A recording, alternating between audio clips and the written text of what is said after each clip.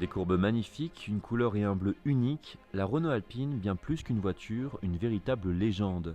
Créé par le Diepois Jean Redley en 1955, ce petit bolide trouve son nom en référence aux victoires de ce constructeur sur les pistes sinueuses et entrelacées des Alpes. Fleuron d'industrie automobile française et fierté du bassin diepois, la Renault Alpine figure en effet parmi les Citroën DS, Renault 2 chevaux ou encore Peugeot 203 pour ne citer qu'elle, parmi les 4 roues préférées des Français. Et pour lui rendre hommage et célébrer dignement ses 60 bougies, Renault et l'association des anciens d'Alpine s'étaient rassemblés du 11 au 13 septembre dernier entre Dieppe et Saint-Martin-en-Campagne pour un immense meeting pour le plus grand bonheur des fans d'automobile, présentation de l'association, de la voiture et de leurs fans. L'association des anciens d'Alpine a été créée, alors je crois que c'est en l'an 2000 à peu près, à l'occasion d'une rue que l'on a baptisée à Neuville-de-Dieppe et qu'on en a appelée du nom de du constructeur des Alpines, l'inventeur des Alpines, Jean Redélé. Et donc on s'est retrouvé une bande de copains qui avaient travaillé ensemble, la plupart retraités. Et on a créé cette association-là parce qu'on a fait un petit rassemblement d'Alpines qu'on croyait anodin et en fait on a déjà eu pratiquement 200 voitures et du coup on a dit on va faire une association et on crée un événement à peu près tous les 2 ans. On est très content d'avoir un tas de voitures comme ça. Aujourd'hui on a 800 voitures qui sont à Dieppe, 800 Alpines et il faut voir dans l'état qu'elles sont ces voitures-là et tout le monde communie sur ce truc Alpine. Donc voir tous les passionnés qui sont là, qui nous interrogent, qui nous parlent de notre passé, c'est une communion quoi. Et puis nous on espère aussi, comme nous sommes quand même une association d'anciens, donc une association vieillissante, que les jeunes vont reprendre le flambeau. C'est une fierté pour vous? Absolument, oui.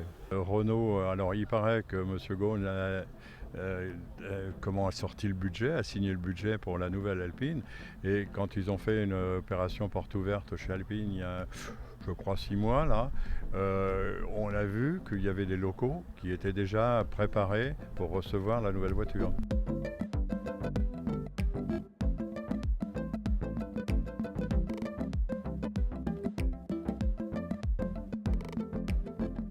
Cette Renault Alpine est devenue un mythe parce que nos grands frères couraient et je dirais nos grands frères et nos frères, mais pas les miens personnellement, je dirais la génération 10 ans avant moi courait, nous allions les voir et on rêvait au bord des routes. Et je dirais que la berlinette pour beaucoup de gens est un fantasme et le plaisir n'est et surtout au niveau du fantasme parce que on rêve d'acquérir, on rêve d'obtenir et c'est presque des missions impossibles. Après, quand c'est fait, c'est une autre passion qui se déclenche, mais c'est le rêve est déjà plus ou moins abouti. C'est un rêve d'enfant, c'est un rêve d'ado, c'est un rêve de jeune père de famille qui emmenait mes enfants sur le bord des compétitions.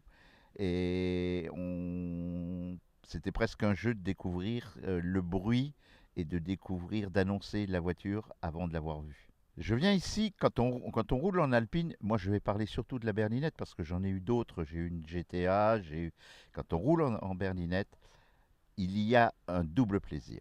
Vous avez le plaisir de vous faire plaisir avec votre copilote, donc je dirais presque un plaisir en tripartie.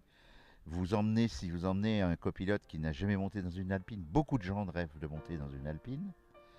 Et surtout, vous faites rêver les gens sur le bord de la route.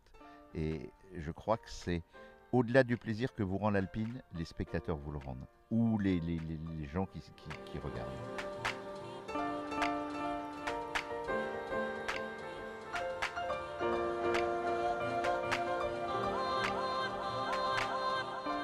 Ma voiture, je vais vous dire, c'est une voiture que c'était le rêve de mes 20 ans, que je me suis offert à 35 ans. Et ça fait 37 ans que je roule en berlinette. J'ai pratiquement, j'approche les 155 000 km en berlinette. Je l'ai acheté en 78. Quand on était jeune, Alpine, c'était vraiment le haut de gamme en France de la voiture de sport. Parce que M. Redley, c'était un passionné de voitures automobiles à l'époque, passionné de sport, et c'est lui qui a relancé un peu le sport automobile après la guerre, en fin de compte. Et puis vu le palmarès, C'est quand même une voiture qui a gagné le premier championnat du monde en 1973. Et ils ont regagné en 1978, ils ont quand même regagné les 24 heures du Mans.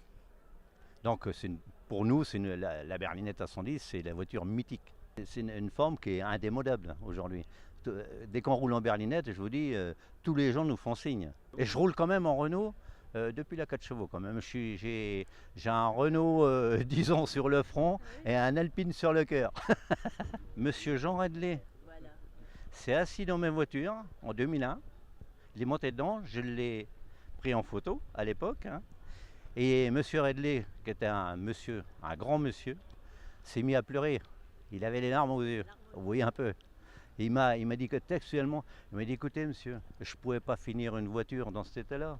Je faisais des voitures pour courir, je ne faisais pas des voitures pour vendre à la clientèle. Voilà ce qu'il m'a répondu textuellement. Et j'ai fait dédicacer ma voiture par monsieur Jean Redley. Mon coffre arrière qui se voit presque plus, mais à l'avant, on voit très bien les marques. Monsieur Jean Redley a signé mon auto, dédicacé, et monsieur Jean Ragnotti. La nouvelle Renault Alpine est prévue pour 2016, même si selon les dernières rumeurs, elle ne devrait pas voir le jour avant 2017. Bref, un peu de patience donc pour découvrir le futur modèle de cette voiture de 7 légendes qui, nous espérons, arpentera bientôt les routes de Dieppe et de Saint-Martin en campagne.